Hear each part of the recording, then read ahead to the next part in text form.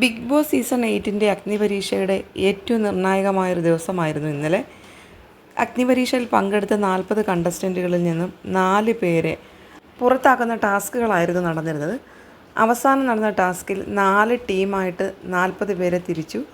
ആ നാല് ടീമിൽ നിന്ന് ഒരു ടീമാണ് ഏറ്റവും ബാക്കിൽ നിന്നത്. ആ ടീം മെമ്പേഴ്സിനെ ഇത്രയും സ്റ്റേജിലേക്ക് വിളിക്കുന്നുണ്ട് റിനീഷ. അഗ്നിപരീക്ഷയുടെ 3rd എപ്പിസോഡിൽ ഈ മൊമെൻറ്റ് ഒരു ക്രൂഷ്യലായിട്ടുള്ള മൊമെൻ്റാണെന്ന് റെനീഷ പറയുന്നുണ്ട്. ടീം സി ആണ് ഏറ്റവും ബാക്കിലായിട്ട് ഉള്ള ടീം. ആ ടീം മെമ്പേഴ്സിനോടായിട്ട് പറയുന്നുണ്ട് റെനീഷ.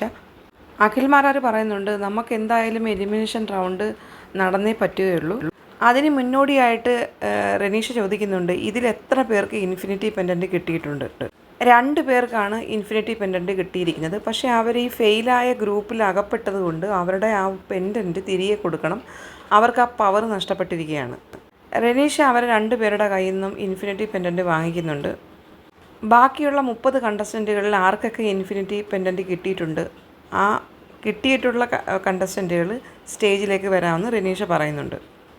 എല്ലാവരോടുമായിട്ട് പറയുന്നുണ്ട്, ഇൻഫിനിറ്റി പെൻഡൻറ്റിൻ്റെ പവർ യൂസ് ചെയ്യാനുള്ളൊരു ടൈമാണിത്.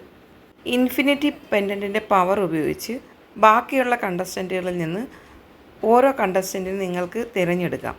കൂട്ടായിട്ടുള്ള ചർച്ചയിലൂടെ വേണം 4 കണ്ടസ്റ്റൻറ്റിനെ എലിമിനേറ്റ് ചെയ്യാൻ. 1 മിനിറ്റ് ടൈമാണ് അവർക്ക് കൊടുത്തത് റെനീഷ ചർച്ച ചെയ്യാനായിട്ട്. 1 മിനിറ്റിന് ശേഷം വീണ്ടും അവരോട് ചോദിക്കുന്നുണ്ട്, നിങ്ങൾ ആരെയാണ് സെലക്ട് ചെയ്തിരിക്കുന്നത്? 1 മിനിറ്റിന് ശേഷം റെനീഷ ചോദിക്കുന്നുണ്ട്, നിങ്ങൾ ആരെങ്കിലും സെലക്ട് ചെയ്തിട്ടുണ്ടോ? അപ്പോൾ ഒരാൾ പറഞ്ഞു, ഞങ്ങൾ പൂജയെ സെലക്ട് ചെയ്തിരിക്കുകയാണ്. അപ്പം എത്ര പേരാണ് പൂജയെ സെലക്ട് ചെയ്തേക്കുന്നതെന്ന് രഞ്ജിനി ഹരിദാസ് ചോദിക്കുന്നുണ്ട്. ആരൊക്കെ കൈപൊക്കൂ എന്ന് പറയുന്നുണ്ട്. അപ്പം 3 പേരാണ് കൈപൊക്കിയിട്ടുള്ളത് പൂജയെ ഔട്ടാക്കാനായിട്ട്. റീസൺ ചോദിച്ചപ്പോൾ പറഞ്ഞത് റെസ്പെക്റ്റ് ഇല്ലാതെ സംസാരിക്കുന്നു, പിന്നെ എല്ലാവരെയും എടാ വാടാ പോടാന്നുള്ള വിളികൾ. അടുത്ത അഫ്നാസ് എന്ന് പറയുന്ന കണ്ടസ്റ്റൻറ്റിനെയും പിന്നെ ചെറ്റി എന്ന് പറയുന്ന കണ്ടസ്റ്റൻറ്റിൻ്റെയും പേര് ഇവർ പറയുന്നുണ്ട്. മെജോറിറ്റി പറഞ്ഞത് പൂജയായതുകൊണ്ട് രഞ്ജിനി ഹരിദാസ് അവരോട് പറഞ്ഞിട്ട് നിങ്ങൾക്ക് 10 സെക്കൻഡ് തരാം, ഒന്നും കൂടി നിങ്ങൾ ചർച്ച ചെയ്തിട്ട് പറയണം.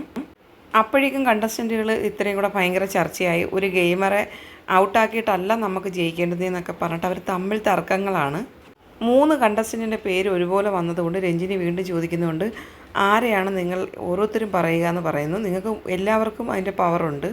ചർച്ച ചെയ്തപ്പോഴത്തേന് ഭയങ്കര ബഹളമായി. അപ്പോഴത്തേന് രഞ്ജിനി ഹരിദാസ് പറഞ്ഞ ബെസ്റ്റ്, നിങ്ങൾക്ക് ചോദ്യം എന്താണെന്ന് പോലും അറിയത്തില്ല, എന്ത് ബോറാണിത്, മെജോറിറ്റിയുടെ അർത്ഥം അറിയത്തില്ല എന്നൊക്കെ ചോദിച്ചിട്ട് രഞ്ജിനി ഭയങ്കരമായിട്ട് പൊട്ടിത്തെറിക്കുന്നുണ്ട്.